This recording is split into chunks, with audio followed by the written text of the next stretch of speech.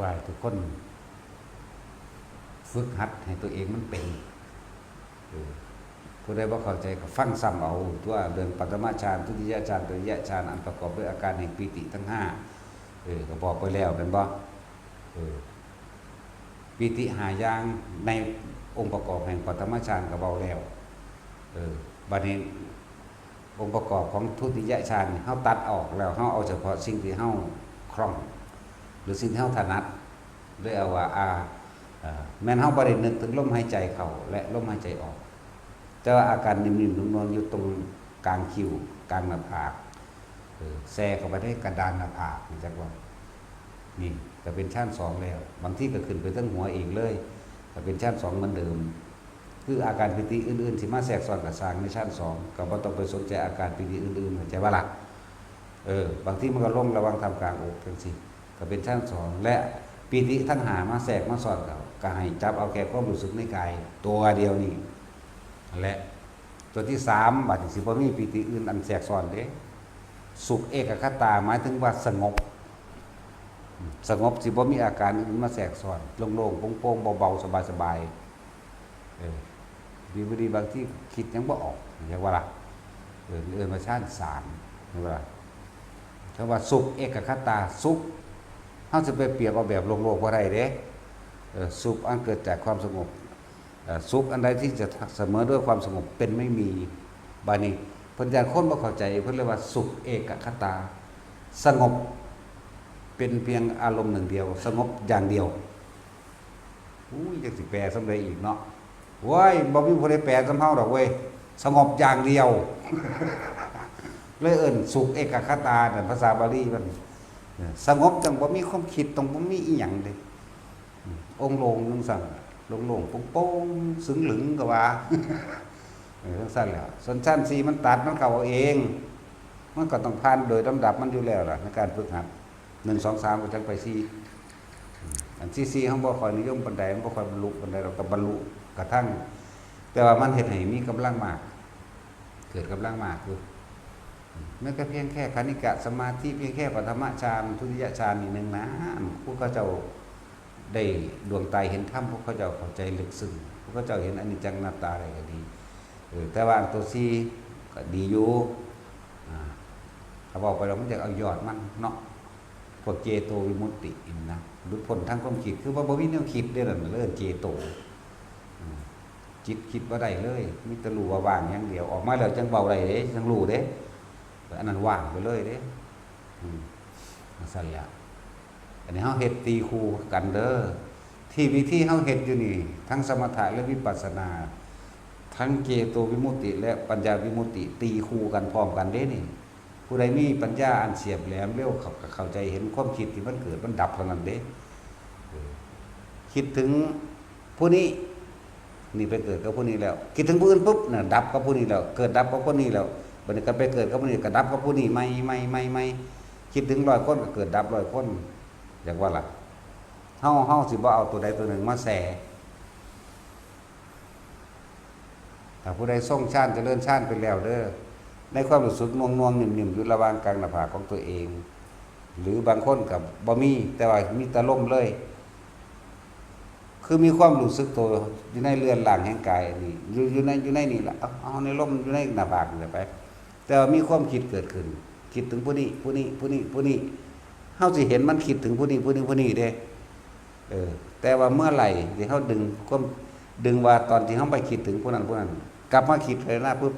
อาการปิตินี่สิหายออกความรู้สึกตัวสิหายออกเพราะเฮาสิไปมีความรู้สึกพอใจและไม่พอใจกับบุคคลผู้อื่นตราบใดที่มีความรู้สึกอยู่ในกายเจ้าของเป็นอุเบกขาเข้าใจบ่นี่บ่ต้องไปคุมบ่ต้องไปบังคับมันความคิดนะนี่มันเป็นเว้าขันที่2หรือขยักที่2แล้วเด้นี่แต่ว่าขยักแรกให้คุมซะก่อนนี่แหละ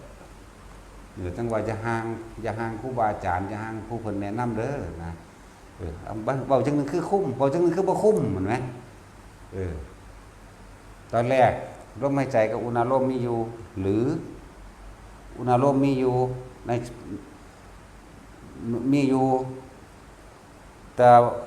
ความคิดมันไปตัวนี้สิหายปั๊บดึงขึ้นมาก่อนอุณาโลมขึ้นอีกหรือลมหายใจขึ้นอยู่จังซี่อีก เออไปอีกแล้วดึงขึ้นมาไปอีกแล้วดึงขึ้นมาดึงไป ดึงกันไปดึงกันมาสักก่อนจนกว่าสิเข้าใจความรู้สึกว่าน่วงอยู่นี่ตลอดแต่เอาความคิดปล่อยไปบ่ต้องคุมตอนแรกคุมตอนสองบ่คุมแต่เอาความรู้สึกโตมาเป็นเครื่องยืนยันรับประกันตนเองว่าเฮานั้นไม่ไปมีความรู้สึกกับความคิดที่มันคิดไปอย่างว่าล่ะพอเข้าใจว่าแท็กซี่นั่นแหละถ้าเมื่อไหร่หายปุ๊บแสดงว่าไปพอใจและพอใจกับบุคคลสัตว์สิ่งของที่คิดถึงแล้วพบได้เกิดขึ้นแล้วแต่ตายตอนนั้นก็ไปเกิดภาวะจิตมีที่ตั้งก็คิดถึงนั่นแหละเมื่อมันคิดถึงสิ่งเหล่านั้นแล้ว ตอนแรกมันคิดไปเองของมันก็มันบ่ทันได้มีอารมณ์เกิดใดแต่ว่าเฮาไปคิดน้ำมันอย่างว่านี้ความรู้สึกพอใจหรือบ่พอใจกับบุคคลสัตว์สิ่งของอันนั้นนั่นแหละไปตั้งกับบุคคลสัตว์สิ่งของอันนั้นบัดนี้อารมณ์พี่เด้เป็นตัวพบพอใจกับไม่พอใจพี่เด้เป็นตัวพบจักบ่ล่ะตราบใดที่เฮายังมีความรู้สึกอยู่ในของเฮาเองมันยังเป็นอุเบกขาอยู่จักว่าล่ะมันยังเป็นอุเบกขาบ่อยมากจนชินจนจับจุดได้แบบปึ๊บบัดนี้เมื่อเห็นความคิดถึงหมาแมวหมูนกน้องน้ำก้นต้นไม้แต่ว่าเห็นมันคิดได้บ่บ่แม่นเฮาคิดได้บ่นี่พี่ตัวสิเห็นเกิดดับแบบอ๋อจิตไม่ใช่เราขาดออกจากความเป็นเล่าเป็นเขาไปแล้วขาดออกจากเฮาบ่มีความรู้สึกเลิศว่าขาดออกจากความเป็นอัตตาตัวตนเลิศว่าเห็นอนัตตาจิตเลยเป็นแพรอนิจจังคือเกิดดับไม่เที่ยงคิดไปหาผู้นั้นผู้นี้ลอยอย่างมันยังทุกข์ก็เกิดบ่ได้ตัวเพราะว่าเฮาบ่เอาความรู้สึกไปกับสิ่งที่คิดเพราะความคิดถูกรู้ถูกเห็นแล้วนั่นแหละบทนี้บทละเอียดอยู่ได้บาดนี่ในลักษณะอาการคนที่ฝึกจนชินเป็น2เป็น3หมายถึงชั้น1กับชั้น2กับ3ไปแล้วแต่บ่จักเว้าเรื่องชั้นอะไรวะคนที่มีความรู้สึกอยู่ในกายของตัวเองคนที่มีความรู้สึกอยู่นี่ก็สร้างอยู่หัวก็ตามอยู่ตาบางทำกลางอกก็ตามเด้อความคิดที่มันคิดไปเลยมันจะห้ามบ่ต้องบังคับที่มันบังคับเพราะว่ามันอยากให้เป็นแบบนั้นเด้มันเลยเกิดอารมณ์บ่พอใจความคิดเจ้าของส่วนมากหมู่ภิกษุนักบวชทั้งหลายประมาทครูบาอาจารย์เจ้าของอย่าว่าล่ะมักสิดูถูกมักสิเปรียบเทียบจากว่านี่จริงแล้วว่าต้องถ้ายังมีความรู้สึกตัวจะปล่อยมันโลดจะไปบังคับมันถ้าบังคับมันเฮาสิเกิดอารมณ์บ่พอใจเจ้าของสิด่าเจ้าของมันสิตีเจ้าของพร้อมเด้นั่นแหละบ่เป็นตะงงเนาะงงบ่แท็กซี่บ่งงดอกมันฟังอยู่ตลอดมันพอจับใจความได้อยู่แต่เฮ็ดบ่ได้ซื่อเห็นบ่ล่ะจับใจได้อยู่ได้เฮ็ดบ่ได้แหละเฮาเป็นทุกข์เพราะว่าเฮาควบคุมความคิดว่าคิดมึงคือคิดบ่ดีแท้แนวนั้นแนวนี้มึงคือคิดเลวกับเพิ่นจังซั่นจังซี่มึงซ้ำใดมันศูนย์ในเจ้าของเด้อบัดนี้ลูกมาทำโทษเจ้าของก็มีเด้ตบเจ้าของก็มีโมโหเจ้าของบ่พอใจเจ้าของเพราะว่าไปควบคุมมันทั้งคันนั้นแหละว่าต้องควบคุมดอกแต่ว่าสังเกตแค่ความรู้สึกที่อยู่ในกลางหน้าผากก็ตามหัวก็ตามทำกลางอกก็ตามปล่อยมันเลยปล่อยไปมันก็คิดไปของมันแต่ความรู้สึกตัวก็อยู่ในเฮามันเฮาสิกวาดตาดอยู่ก็ตามเฮาสิล้างบาตรเฮาสิเดินบิณฑบาตมันเฮาสิเฮ็ดหยังอยู่ก็ตามในทุกกิริยาอาการปล่อยมันคิดเลยความรู้สึกยังอยู่ในกายของมันเดิมปล่อยมันคิดไปคิดมากเข้าหั้งคิดหลายได้คิดหลายแต่ว่าบ่คุ้มคิดเลยว่าเฮาอยู่ในขั้นที่2แล้วขยักที่2แล้วเฮาสิบ่ควบคุมมันแต่เอาความรู้สึกตัวมาเป็นตัวรู้เฮาเข้าใจบ่นี่มันก็คิดไปบาดมันเบิดความคิดมันดับปุ๊บตัวเด้มันเบิดเอาเองเด้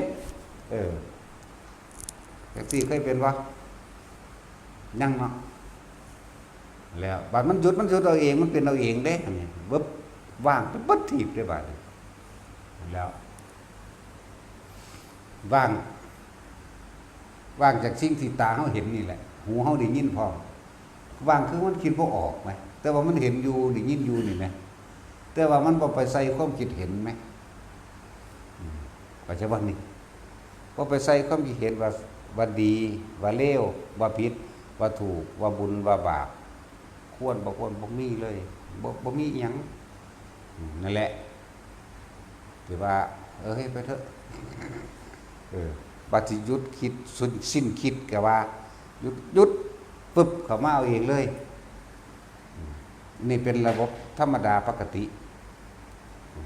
อันนี้แต่ทำให้บ่อยทำให้มากแล้วมันจะเป็นเอาเองเขามีหน้าที่รู้เนาะแต่ว่ามีอีกแบบหนึ่งบัดนี้หายเทคนิคมีอีกแบบหนึ่งความรู้สึกอยู่ในกายมีเหมือนเดิมแต่ว่าพอแต่ความรู้สึกหายออกปุ๊บให้สังเกตความคิดเมื่อกี้กูคิดถึงผู้นี้เข้าใจว่านี่อีกแบบหนึ่งเด้เมื่อกี้คิดถึงผู้นี้ปุ๊บมันจะกลับมาเป็นความรู้สึกในกายว่างเหมือนกันลักษณะเมื่อกี้เข้าใจว่าล่ะนี่เป็นระบบเทคนิคเด้นี่ที่บอกว่าพวกเจ้าจะจับความคิดได้บ่เมื่อกี้ความรู้สึกพวกเจ้าหายออกจากไสเมื่อมันหายออกจากแสดงว่าเจ้าคิดถึงผู้นั้นให้เจ้าจับว่าเมื่อกี้คิดถึงไผเด้ให้เร็วเด้นะพอถ้าคิดถึงปุ๊บดับปุ๊บนี่ดับคิดต่อเด้แต่ว่าหังเห็นอยู่เสียงก็หังยินตาก็เห็นนี่บ้างเหมือนกันกับตัวเมื่อกี้นี่แต่ว่านี่เป็นระบบเทคนิคที่อธิบายยังกระดอกกระเดียแต่เพราะสำนันล่ะเพราะกำกลางไปก็เลยเนาะและมันจะเป็นสองระบบปกตินี่เป็นระบบเทคนิคเดี๋ยวตอนที่เฮาความรู้สึกเมื่อกี้นี่ออกจากกายคิดถึงไผว่าพอถ้าไปจับจุดถึงปุ๊บมันสิความรู้สึกกายเกิดมาใหม่ปุ๊บแล้วว่างแปลกประหลาดที่ว่าอย่างไรเลยว่างแต่พอหยุดในคำว่างจึงว่างอยากบอกล่ะอันนี้เป็นมันงงครับเนาะรู้ว่าว่างแต่ว่าบ่หยุดในคำว่างถ้าหยุดในคำว่างบ่ว่างเห็นอยู่ว่าว่างแต่ว่านี่บอกคำว่างเป็นจังซี่บ่ว่างอยากว่าล่ะสงบเป็นจังซี่บ่บ่สงบเรียกว่าเลยเขามีหน้าที่รู้ซื่อๆเลยนั่นแหละฝึกไปบอกตัดสัตว์นรกจนฮอดอรหันต์เลยได้นี่พระฤาษีหันลงทั้งต่ำก็หันไปเนาะขึ้นอยู่กับตัวเองเด้อฝึกฝนตนเองสร้างเร็วๆขึ้นอยู่กับความเพียรพยายามและความอดทนของเจ้าของเด้อผู้ใดมีความเพียรเร็วคือความเพียรกล้ามีความเพียรบากบั่นนะกับผู้นั้นแหละก็คือยางเอากับแลนเอานั่นแหละเหมือนว่าสันคนยางเนิบก็น่านถึงคนแลนเอาก็คือคนมีความเพียรขยันทำสมาธิทุกรูปแบบเพราะว่าจะยืนสมาธิแปลว่าจิตตั้งมั่นให้ตั้งมั่นในภาคนี่แหละเอาความรู้สึกนี่แหละยืนก็มีความรู้สึกโตในกลางภาคนี่เดี๋ยวจะว่าอันถ้าอยู่บนหัวแล้วถูกไหมอีกล่ะมันนี่มันมีอย่างแทรกซ้อนอธิบายตั้งต้นจนเราโดยเฉพาะพวกยิ่งพวกประสาทอันนี้แมนบ้างเลย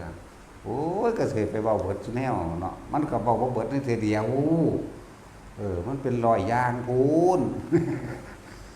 ถ้ายังมีความรู้สึกโตอยู่นี่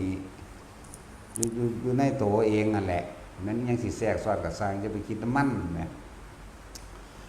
แล้วเห็ดดูเข้าด้วยเขาก็จับส่วนจับปลายจับเงินจับทางได้ดอกขึ้นอยู่กับโตเขาเองเด้ผู้ได้ขยันเห็ดคำว่าขยันเห็ดนี่หมายถึงแค่ความรู้สึกอยู่ในลมหายใจกับอุณหภูมิกับว่าบางคนกับ บางคนอุณาโลมบ่เกิดแต่ว่าลู่ล้มเลยก็มีได้ม่วนๆอยู่ในดังในหูดังนี่กูอยากดึงออกมาได้เด้นี่เนี่ยขนาดนั้นเด้อยู่ในนี่บางคนก็อยู่กลางหน้าผากบางคนอยู่หัวบางคนอยู่หน้าอกนั่นแหละคือเอิ้นว่าสมาธิว่าจิตตั้งมั่นมันตั้งมั่นได้นานๆมันก็ก่อเกิดมีกำลังมันมีกำลังแล้วมันก็ทันความจิตสิ่งที่เกิดสิ่งที่มากระทบมันก็บ่คิดหูได้ยินก็บ่คิด ตาเห็นมันก็บ่คิดถึงตัวรูปรสกลิ่นเสียงมันบ่คิดบัดนี้จิตในจิตคือความคิดในความคิดอีกพุ่นน่ะซ้อนกันขึ้นมาอีกมันก็ยังบ่นำไปคิดพูดจังซี่แม่นอ๋อแบบนี้นี่เองก็รู้ตัวบัดนี้อ๋อกูฮู้มึงแล้วนี่ก็บ่ทันเข้าใจว่าล่ะเดินเข้าเบามันหายทันทีเด้รู้ไปซื่อๆนั่นแหละฝึกเอาของพวกนี้ต้องอาศัยประสบการณ์เจ้าของเด้เอากันบ่ได้เฮ็ดเอาเองเด้อไผก็ดีซึ่งว่าเฮาก็ว่าบ่มีสิ่งใดสิสำคัญเท่ากับธรรมคือความจริงอันเป็นหนทางเดินทางเข้าสู่ความบ่กลับมาเกิดอีกคนที่กลับมาเกิดอีกคือคนที่หวงสมบัติพวกกามโภคีสมบัติจักบ่ล่ะและที่หนึ่งเลยใช่บ่ล่ะก็เว้าให้ฟังแล้วตัวตั้งแต่กลับแหลกหรือต้นแหลกแห่งการเกิดแห่งหมู่สัตว์ทั้งหลายคุณเว้าต้องเตือนอาคันสำหรับอันคนที่ถามว่ามีทางที่ลัดสั้นที่สุดบ่ในการบรรลุมีก็จะอยากติล่ะ อยากบรรลุก็สิรีบสิเร่งสิเฝ้าไปสายก็บ่ต้องอยากบรรลุเบิ่งดูนั่นน่ะนั่นแหละก็สิรีบบรรลุไปไสเร่งบรรลุไปไสนะขึ้นอยู่กับเจ้าของเองนั่นแหละบ่แม่นว่าเพิ่นบอกวิธีให้แล้วก็ของก็สิเฮ็ดปึ๊บได้เลยคำว่าปัญญานี่แปลว่าความรอบรู้ในกองสังขารตามความเป็นจริงปัญญาสังขารคือการคิดถูกต้องตามเหตุปัจจัยในความหนุนเนื่องซึ่งกันและกันอย่างปัญญาสังขารความรู้ว่าสัตว์ทั้งหลายเวียนว่ายตายเกิดเพราะความไม่รู้มีความคิดดีมั่งคิดเลวมั่งคิดทั้งคิดดีและคิดบ่ดีเอิ้นปุญญาภิสังขารคิดดีคิดไม่ดีเอิ้นอปุญญาภิสังขารเนยชาภิสังขารน่ะเรียกว่าความเข้าใจผิดคิดว่าตัวเองถูกทั้งหมดนั่นเป็นเหตุเป็นปัจจัยให้เกิดไปมีเอิ้นว่าปัญญาสังขารหรือความรอบรู้ในกองสังขารปัญญาสังขารเรานี่สิเอาความคิดหยุดความคิดที่ว่าเอาความคิดหยุดความคิดมันหยุดบ่ได้ถึงบอกว่าเฮ็ดจังใดมันสิว่างได้เร็วถ้ายังคิดอยู่มันบ่ว่างคิดว่าว่างนั่นเป็นแค่สัญญาไม่ใช่ว่างปราศจากการคิดมันคนละอย่างกันจึงว่าอยู่กับลมเถอะบ่ต้องไปมีความหวังใดๆบ่ต้องไปตั้งความหวังใดๆไม่ต้องการความสงบไม่ต้องการบรรลุไม่ต้องการเป็นใดๆทั้งสิ้นเพียงแค่มีความรู้สึกอยู่กับลมหายใจเข้าออกแค่นั้นสิอยากฟ้าวไปไสจากบรรลุไปไสตัวอยากใหญ่นั่นมันขวางไว้อยู่มันเป็นเครื่องกั้นมันเป็นเครื่องลังคิดอยากบรรลุอยู่หั่นเอาไปมาเลยโมโหนั่นแหละปัญญาสังขารบ่แม่นปัญญาที่ละได้เพื่อคิดว่าว่างเหมือนกับว่าคิดว่าโลกนี้กูเว้ายังอีกแล้วโลกนี้กูเว้ายังอีกแล้วเนี่ยบ่เอากูบ่เกิดกับไผกูบ่กับไผนี่คือการคิดอยู่นี่คือคิดถูกเข้าใจบ่ล่ะคิดถูกอยู่ก็เอิ้นปัญญาสังขารเหมือนกันแต่ว่ามันบ่ว่างจากการคิดจักเทื่อ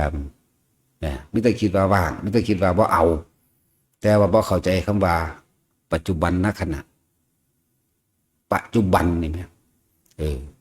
มันเอาอดีตหมายถึงว่าอยากบรรลุแบบนั้นอยากเป็นแบบนั้น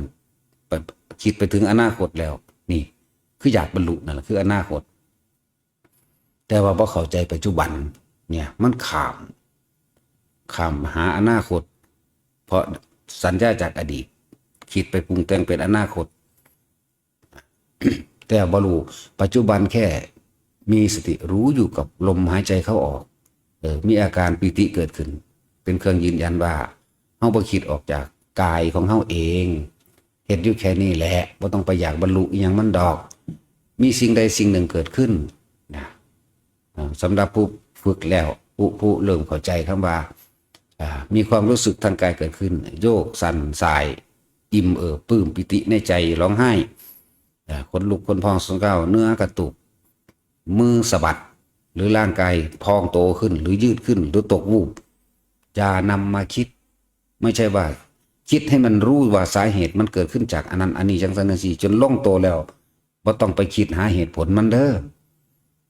จะไปคิดหาเหตุผลมันเลยอะไรอื่นว่าปัญญาอันนี้มันเป็นปัญญาสังขารคือมันยังคิดอยู่นะคือมันคิดอยู่เมื่อถึงที่สุดของมันเองแล้วนั่นนะอยู่กับลมหายใจเข้าไปเรื่อยเข้าไปเรื่อยแม้นสิ่งใดสิ่งหนึ่งเกิดขึ้นกระทบกระทั่งทั้งตาที่เห็นอาจจะเป็นนิมิตลึกลับอย่างก็แล้วแต่ทั้งหูได้ยินเสียงนิมิตต่างๆอย่างก็แล้วแต่นิมิตเสียงนิมิตภาพนิมิตอย่างก็แล้วแต่ถ้าเฮาไม่นำมาคิดใจบ่ไม่นำมาคิดอารมณ์เกิดขึ้นไม่ได้พอใจหรือไม่พอใจเกิดขึ้นไม่ได้นั่นแหละมันดับวิสังขารไม่คิดนึกปรุงแต่งในสิ่งทั้งหลายทั้งปวงที่กระทบกระทั่งวิสังขารในสมัยนั้นเรียกว่าสัมมยวิปุตโตเรียกว่าพ้นในขณะนั้นในปัจจุบันณขณะนั้นสัมมยวิมุตโตวิสังขารหรือสัมมยวิมุตโตนี่เว้าบาลีในจักหน่อยสำหรับนักบาลีวิสังขารหรือสัมมยวิมุตโตเรียกว่าขณะปัจจุบันณขณะที่ไม่นำสิ่งทั้งหลายนั่นนะเข้ามาคิดมานึกมาปรุงมาแต่งนะมันก็ว่างมันก็เป็นสุญญตาชั่วขณะหรือนิพพิทะหรือนิพพานชั่วขณะก็ว่านิพพานมันบ่ได้ลึกล้ำไปถึงขั้นว่าต้องตายได้จังไปโนแมนแบบนั้นหยุดคิดปรุงแต่งอารมณ์ความรู้สึกเกิดไม่ได้นั่นแหละชั่วขณะวิสังขารก็ใช่สัมมยวิมุตโตก็ใช่แหละบอกภาษาเฮาเห็นหยังกะช่างได้ยินเสียงหยังกะช่างบ่ว่าสิเป็นของภายนอกนี่คือตาหรือเนื้อเฮาเห็นอยู่นี่หรือของภายในอันเกิดจากปฏิภาคนิมิตต่างๆเกิดขึ้นไม่นำเข้ามาคิดความรู้สึกพอใจหรือไม่พอใจเกิดได้ละอารมณ์ตัวเดียวหนึ่งเด้เพราะอารมณ์ทุกอย่างที่เกิดขึ้นเพราะว่าอาศัยสัญญาอาศัยรูปอาศัยรูปอาศัยรสอาศัยกลิ่นอาศัยเสียงสัมผัสกระทบรู้สึกทั้งกายนี่แหละถ้าไม่คิดไม่นึกแล้วความรู้สึกเกิดไม่ได้อาสวะหายในขณะนั้นนั่นแหละ สมัยที่พระพุทธเจ้าเสวยชาติเป็นโพธิสัตว์ยุคตามเราย่อมอยู่ด้วยอานาปานสตินี้เป็นส่วนมากเมื่ออยู่ในอานาปานสตินี้แล้วนั่นนะอารมณ์มันก็ย่อมเกิดขึ้นไม่ได้นี่แหละเพิ่นระงับความคิดของเพิ่นก็เพิ่นระงับแบบนี้แหละระงับแค่อยู่ในลมนี่แหละ